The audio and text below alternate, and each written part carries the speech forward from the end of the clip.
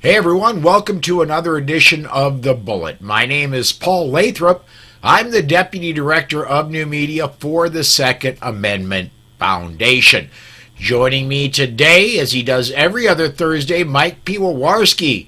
He's getting ready for Arms Room Radio this Saturday, just coming off the rundown, the show he does with Craig DeLuz, and has Craig's already won his primary out there in California, right? I mean, we just got to go to the general now, right? I mean, I think he's the only Republican in the state, so I would assume he's won the primary. Yeah. As long as he votes for himself, he should be good. Yeah, that's right. And if he was a Democrat, he could vote for himself multiple times. But he's an honest man, so he's not going to do that. Yeah, there is that. There is that. I want to mention as we get going, as I start to get social media hooked up here, if you're watching us on either the Facebook or YouTube channel for the Polite Society podcast, you can comment on those feeds, and we'll get those comments, get them up on the air, and discuss them as we're live. And if you're watching us anywhere else, we may get the comment. If you comment on the video, we may not. If you really want to comment and get it on the air and you don't see it, pop over to Facebook or YouTube quick. We get those all, and we get them right away. So, Mike, this morning there was one story, and I actually found that last night after I was off the air that I wanted to talk about today, but there's been a lot more going on today after that. First story I got, the Maine House of Representatives defeated a measure Tuesday to enshrine a 72-hour waiting period before gun purchases. Maine sticks out nationally as a Democratic-controlled state with a strong hunting culture that combines loose gun laws and high levels of gun ownership with lower levels of gun mortality. This is from a story off Bangor Daily News. So, I mean, yeah. Although federal data from 2021 showed the latter was at the highest level in New England. Voters in 2016 rejected a referendum on mandatory background checks on private gun sales. House Speaker Rachel Talbot Ross out of Portland is proposing a similar law this year. The waiting period bill from Representative Margaret Craven would have made Maine join 7 states with similar laws. It was a test case to see whether the party could display unity on the fraught issue. Well, Mike, it looks like unity wasn't there. Let's face it, Maine, I've been through Maine, and I've been through Maine a lot. Maine is a very rural state. It's Democrat, but it's rural, and you're not going to get people in the rural areas to give up their gun rights really easily. Your thoughts, man? Yeah, listen, you're right. Maine's a weird state. That's for sure. It's clearly a blue state, right? It's been a blue state for eons, but they are a gun-loving, Second Amendment-loving state for sure. Now, we hear about this a lot, Paul, when you go to the dates, and it's because you have a large city population of the urban population centers that are controlled by the blue votes. Well, Portland, Maine, right, the biggest city in Portland, the population is just under 70,000 for their largest city. So to give you an idea of how Maine rolls, it is an outdoor state. It is a rural state. It is they used to be that you said rednecks rolling in the South. Well, that's not true. That's not true. Maine is a redneck gun-loving state. They because they're a Northeast state. They've been Democrat since probably since 1776 up there. But don't mess with their guns. You can routinely go up there and see, and it's an odd thing, Paul. You can routinely go up there and see liberals, just going about their business, doing their liberal thing while open carrying. It's a strange world. Well, and they've got things like wolves and bears and moose up there. Yeah. All of which I personally have seen in Maine from a big truck, which means I've been on major highways. I've been on highways. I haven't been back roads, really, really rural Maine. And there's a lot of really, really rural Maine. Yep. Yeah, I'm telling you, it's like a Twilight Zone. You go sit in a pub, and everybody looks about as pro-America and pro-libertarian and leave us alone and as could possibly be. And then when you listen to their politics, you're like, "What that guy say?" I mean, they're over in the corner spitting chewing tobacco into the brass spittoon, open carrying, and talking about how great Biden is. Yeah, it's a weird thing. It's a weird thing. It absolutely is. I want to get this comment in here from George. He says, "I'm a California Republican. It's a lonely feeling." You know what? I used to be one 24 years ago. I was a California Republican. And George, matter of fact, I think I was in your area. I lived in El Cajon, which is just east of San Diego when I lived in California. And yeah, there weren't a lot of us there, and I just decided it was time for me to go. Right about the turn of the millennium, right around 1999, 2000. So let me get, let's see here. No, we're caught up there. Our next story, and I know we've got viewers in Oregon. I know we've got podcast listeners in Oregon. This I got off of Oregon'sFirearms.org here a little bit ago. It's about as official as it can get. Senate Minority Leader Tim Knopp has made a deal with the Democrats, and you are on the chopping block. Personally made firearms will be banned under Knopp's sellout, and there is some talk of getting something on the record that it will not apply to AR-style uppers. We have no reason to think they're actually going to change the language of the bill to clarify that. But it does not matter. Americans have a long and proud history of making their own firearms, and some of the best innovations in the firearms technology were made by individuals in their own shops. Courts have already declared that banning them or requiring serial numbers is unconstitutional, none of which matters to Knopp and his handful of toadies, which is a unique word, who went along with this deal. Mike, again, the Oregon's looking to pass this, and it's already been blocked in other areas of the country by federal courts. I'm thinking Fourth Circuit is where I've heard it was shot down. But Oregon says we're going to try it here.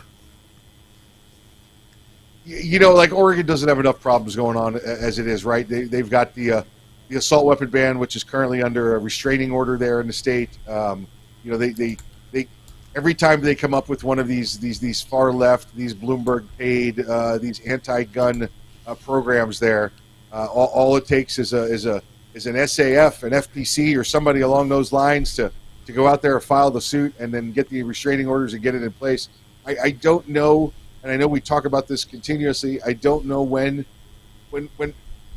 why it's taking so long to pass legislation to say that it's illegal to pass something you know is illegal or unconstitutional. You know it doesn't pass constitutional muster. Why continue to pass this? And again, here Oregon is again.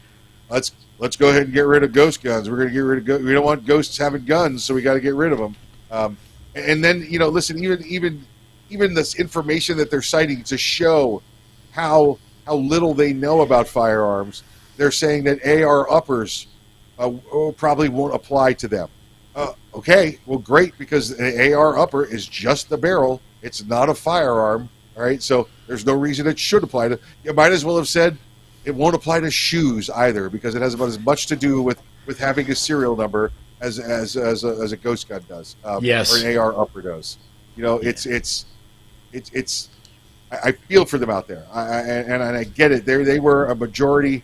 You know, listen, they were the Maine of the West Coast, right? They were a very rural state, very pro-libertarian, but they got the influx of people there in Portland from Seattle and from Northern California that literally took over the entire state politics because they went and occupied the major city.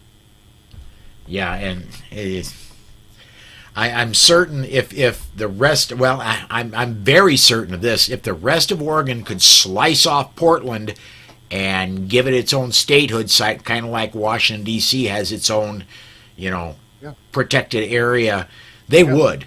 But because there are 5 counties on the east side of the state that have already put in process, they want to secede from Oregon and join Idaho.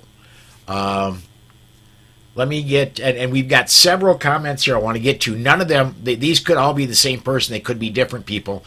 I don't get, when you comment in a group, I don't get who is making, it's just Facebook user.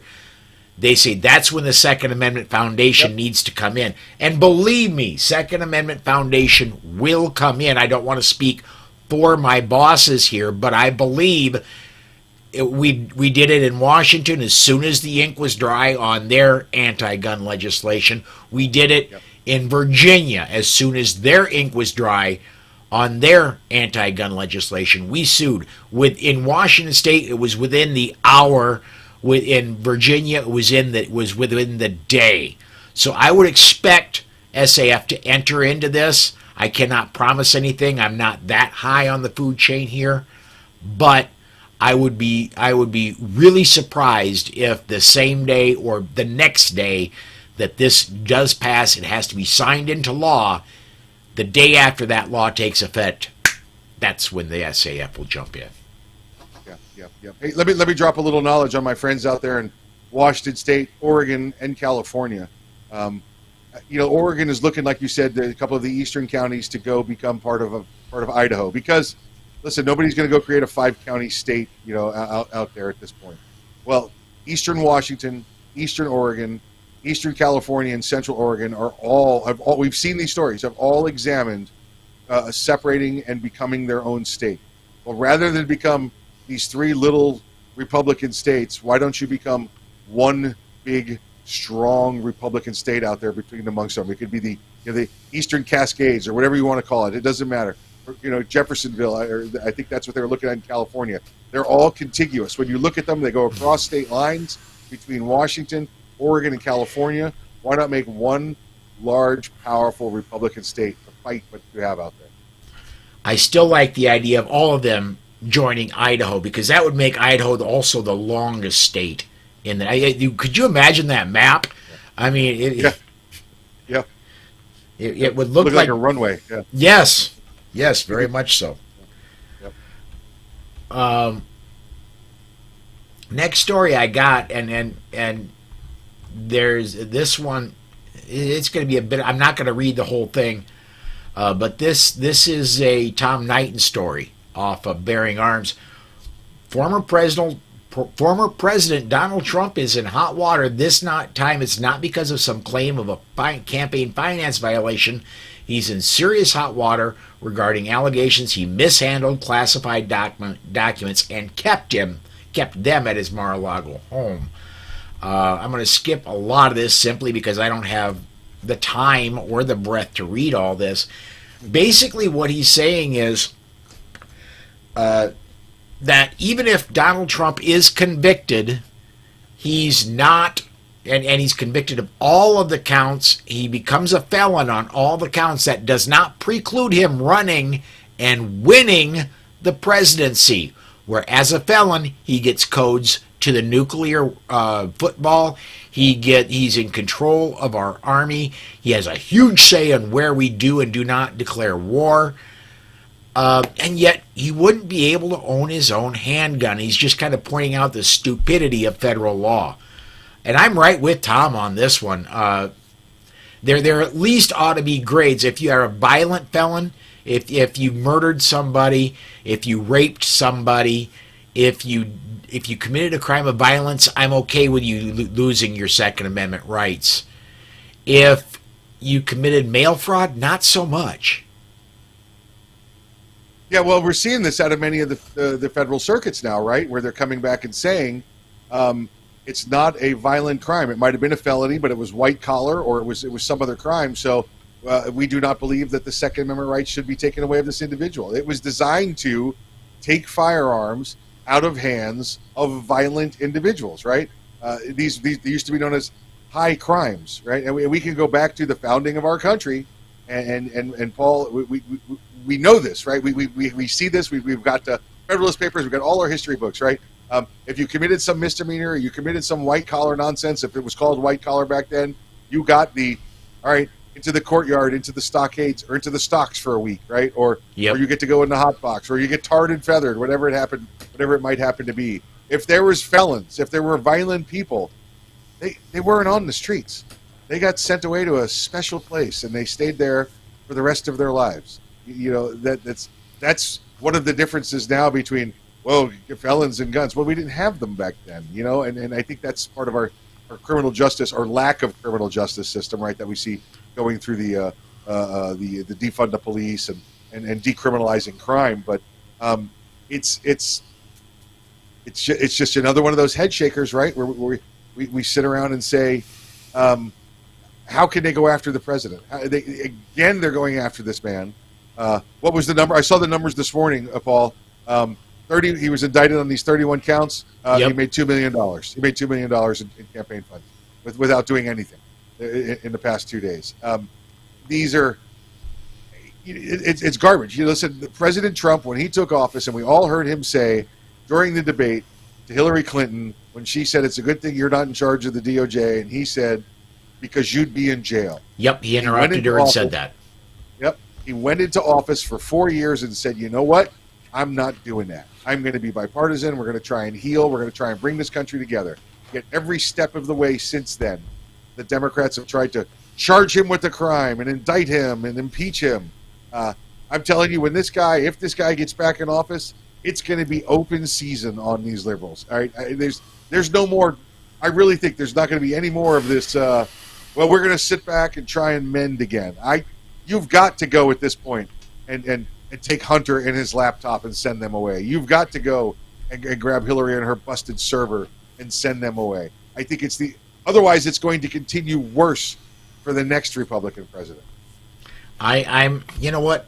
I'm going to disagree with you a little bit because he's already proven, look, I want to be the bigger man. And he proved he was the bigger man. Yeah.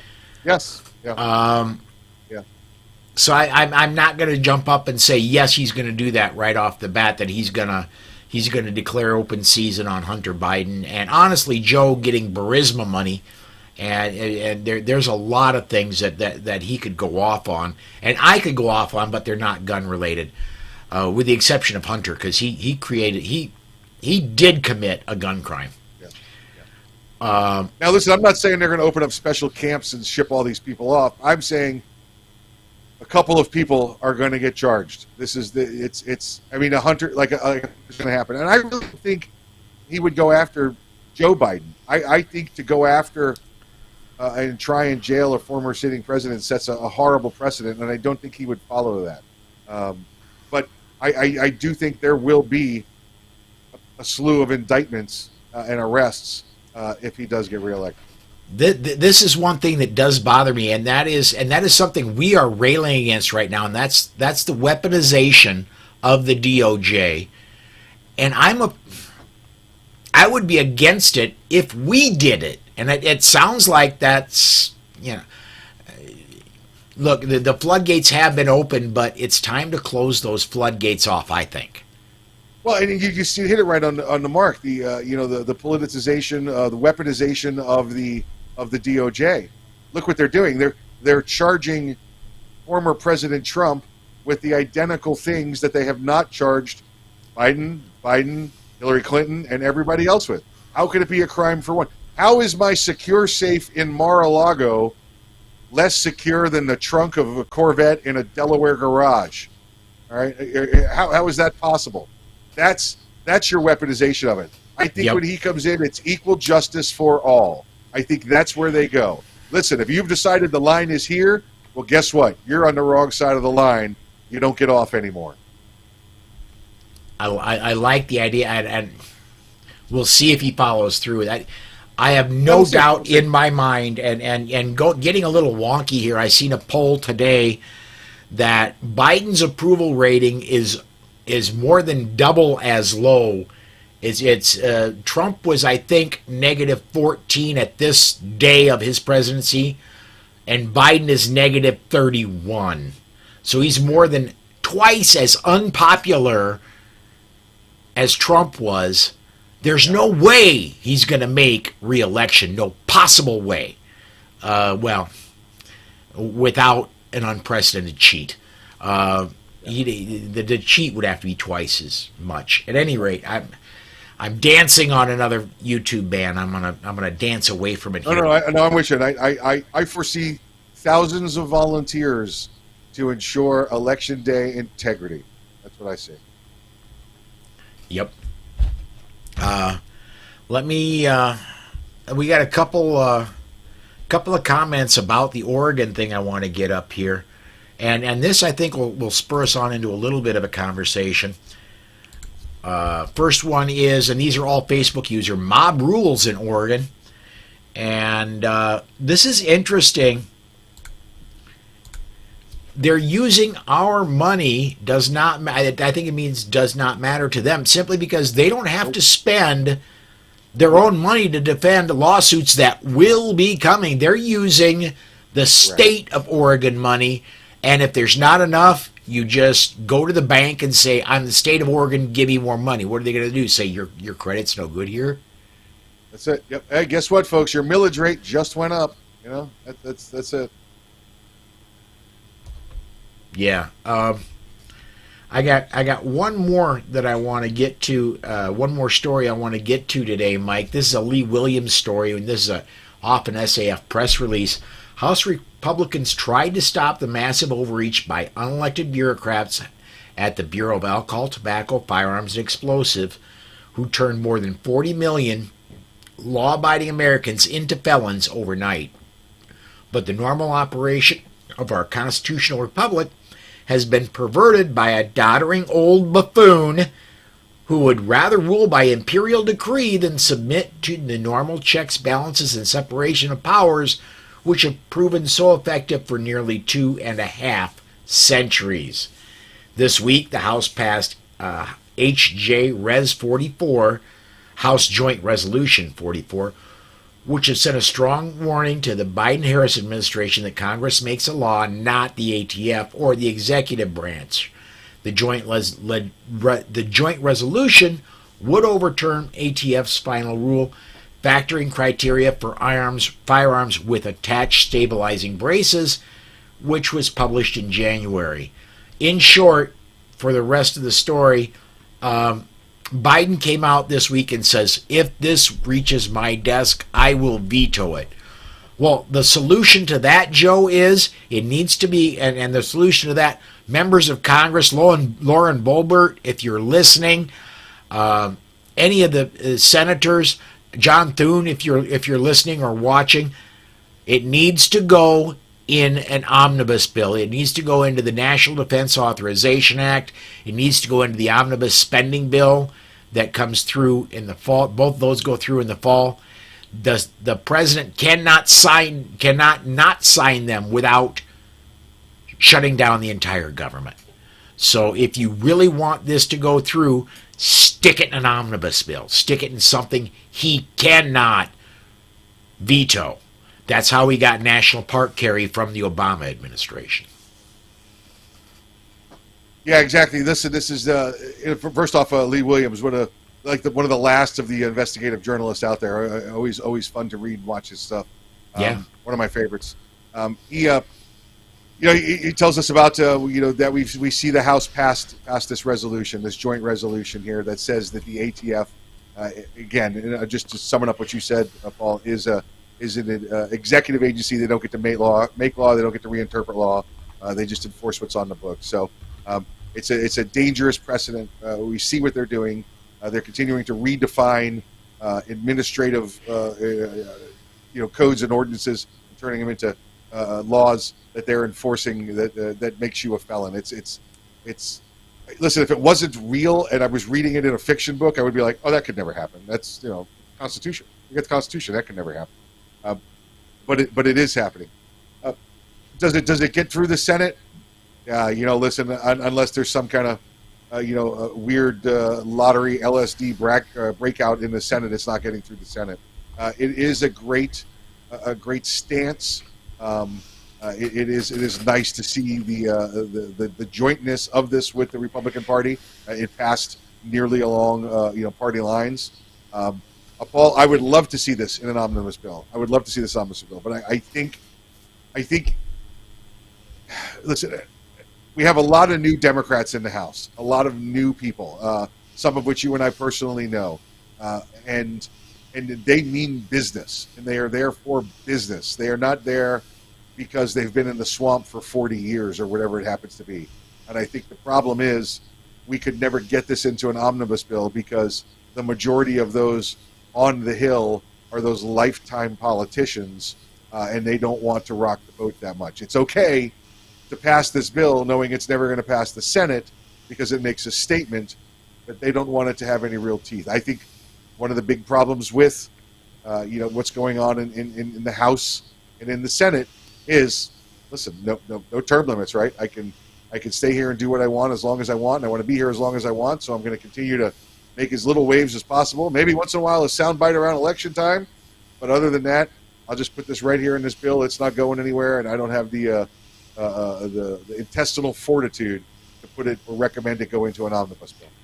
I'm going to fight for the people of West Timbuktu. I'm going to bring home as much pork as I can to the people of West Timbuktu, and I hope to be back here when they reelect me because I got them gold-plated toilet seats in the new rest area for I-1624 that went through West Timbuktu. No, it's it. Listen, you got to get that West Timbuktu pork lobby money in your pocket. You don't get to be a millionaire because they pay you for your hourly wage while you're in Congress. You'll get that from those lobbyists, and they want to keep that money. Yeah, I should do a fast Google search. How much does a congressman make? Is it 125, I think? I got to hit the right keys. Well, I like their salary in 1789. They made $6 a day. Yeah. In 2023, $174,000 a year, which is a good amount of money unless you live in Washington, D.C. Yeah, let's say you got to maintain 2 offices, 2 houses. I get all of that, but it's not something that you should be going to and aspiring to, spending your life there and becoming a millionaire by doing that. I'm thinking about AOC. Remember, she went into just 4 years ago. She had no credit to her. She owed people money, and she's $500,000. Oh yeah, she's 4 years later. Yeah, she's knocking on the door, if she's not already there, of a multimillionaire. Oh yeah, yep. No, she'll be there. Yep. All right, Mike, we are down at the time we have. Real quick, if you would plug the rundown, plug Arms Room Radio, and anything else you want to get out there today, man. Yeah, let's see. Arms Room Radio coming up this weekend. We've got it's on Saturday, 3 to 5 p.m. Go to armsroomradio.com. You can either listen there or find out what stations we're on. Guest this weekend, we've got, you guys might recognize the name, Mr. Rob Morse will be joining us this weekend, going over some of his recent articles and perhaps a self-defense gun story or two. We'll see how that goes. Then, of course, the rundown every day at 6 p.m. Eastern Time. The rundown's at 6 p.m. Eastern Time on rundown.us, and you can catch it on the YouTube. Myself and my co-host, the California 6th Congressional District Republican candidate, Mr. Craig DeLuz. So join me at one of those locations. I'd love to see you there. Absolutely. You can also join him here Saturday night at 7 p.m. Central, 8 p.m. Eastern. He'll be here on the weekend edition of the Rundown, along with Rob Morse and one other that I haven't solidly booked yet, but I'm waiting for a return email that I hope comes soon. And as soon as I have that concrete third person, I'll let you know. But that is going to do it for us today. Thanks, everybody, for watching. Podcast listeners, thank you for listening. And we will see you